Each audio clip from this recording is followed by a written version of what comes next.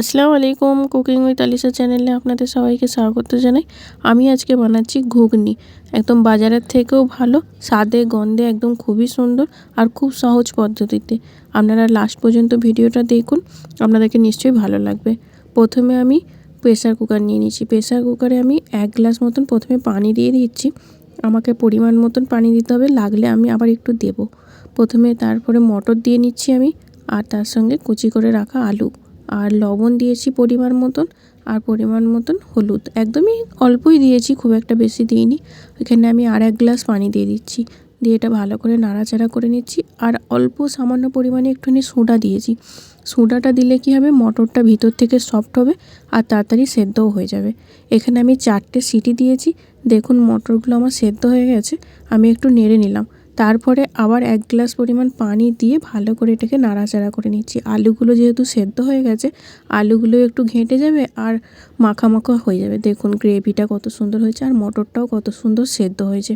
এরপরে আমি এখানে একটা হাঁড়ি নিয়ে নিয়েছি আর 2 পলা মতন তেল দিয়েছি। আর এখানে আমি দিয়ে দিচ্ছি একটা তেজপাতা ছিঁড়ে নিচ্ছি, আর ছোট্ট করে একটুখানি দারুচিনি আর একটা ইলাচি, আর এখানে দিয়ে নিচ্ছি 2টো লবঙ্গ। সেরকম বেশি কিছু আমি গরম মশলা দিচ্ছি না। আর এখানে আমি একটুখানি 5 ফোড়ন দিয়ে নিয়েছি, আপনারা চাইলে দিতেও পারেন নাও পারেন। আর এখানে আমি দিয়ে নিচ্ছি একটা বড় সাইজের পেঁয়াজ কুচি করে রেখেছিলাম, সেটা দিয়ে নিলাম। ওটা গোল্ডেন ব্রাউন পর্যন্ত ওয়েট করব আমি। তারপরে দেখুন গোল্ডেন ব্রাউন হয়ে গেছে। এখানে আমি দিয়ে নিচ্ছি একটা বড় সাইজের টমেটো, আর এখানে আদা রসুন দিয়ে ভালো করে আর একটু নাড়াচাড়া করে নেব।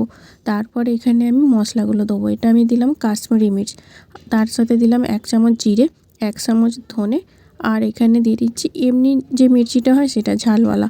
আর এখানে আমি সামান্য পরিমাণে হলুদ দিয়েছি, কেন আমি সেদ্ধ করবার সময় হলুদ দিয়েছিলাম, তাই জন্য হলুদের বেশি দরকার নেই। এটা ভালো করে কষিয়ে নিতে হবে অল্প অল্প করে পানি দিয়ে দিয়ে।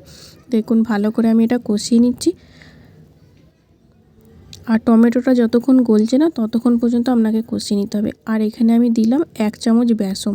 আপনারা এটা দিলে খুবই ভালো, বেসনটা দিলে গ্রেভিটা খুব সুন্দর হয়। বেসনটা দিয়ে একটু ভালো করে মশলাটা কষাতেও হবে 5 থেকে 7 মিনিট। ভালো করে পানি দিয়ে দিয়ে কষাতে হবে। দেখতে পাচ্ছেন তো নিচে চিপকে যাচ্ছে, একটু ধ্যানও রাখতে হবে এটার উপর। তারপরে ভালো করে কষিয়ে নিয়েছি আমি। কালারটা তো আপনারা দেখতেই পাচ্ছেন কেমন এসেছে কালারটা। মশলাটা তেল ছেড়ে গেছে সাইড থেকে। এই পর্যায়ে আমাকে ঘুগনির জন্য যে মটর আলু সেদ্ধ করে রেখেছিলাম সেটা দিয়ে নিতে হবে। দিয়ে এটা পরিষ্কার করে ধুয়েও আমি দিয়ে নিচ্ছি প্রেসার কুকারটা, ধুয়ে অল্প করে পানি। এবার আপনাদের দেখতে হবে পানিটা আর ঘনত্বটা কতটা কি আপনারা ঝোল রাখতে চান, সেরকম হিসাবে এটা না করতে হবে। আর এটা আমি ভালো করে নাড়াচাড়া করে নিচ্ছি। আর এটাতে আমাকে মনে হচ্ছে একটু গাঢ় আছে, তাই জন্য আমি এখানে 1 গ্লাস পরিমাণে আরও পানি দিয়ে নিচ্ছি। তারপর নাড়াচাড়া করে নিতে হবে। আপনারা আপনাদের হিসাবে পানি অ্যাড করবেন, যেমন হিসাবে ঝোল রাখতে চান। এখানে আমি লবণটা চেক করে নিচ্ছি, লবণ আমাকে একটু লাগবে। আপনারা আপনাদের পরিমাণ হিসাবে লবণটা অ্যাড করবেন। এখানে আমি ঢাকনা চাপা দিয়ে রেখে দিয়েছিলাম, 2 মিনিট পর খুললাম, তরকারিটা ফুটে গেছে ঘুগনি রান্নাটা। এইখানে আমাকে এবার লাস্ট পর্যায়ে কি করতে হবে, 1 চামচ পরিমাণ গরম মশলা অ্যাড করেছি আমি।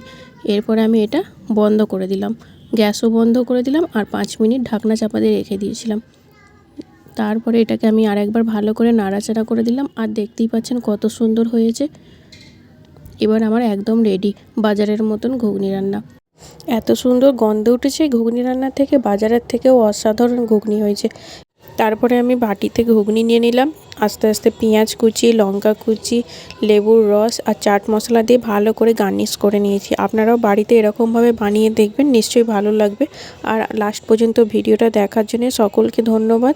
আমার চ্যানেলে আপনারা যারা নতুন তারা আমার চ্যানেলটি সাবস্ক্রাইব করে নেবেন। ভালো লাগলে একটা লাইক করে দেবেন, কমেন্ট করতে ভুলবেন না। অবশ্যই একবার বাড়িতে বানানোর চেষ্টা করবেন, নিশ্চয়ই ভালো লাগবে। আর আমাকে কমেন্ট করে জানাবেন কেমন লাগলো আপনাদেরকে।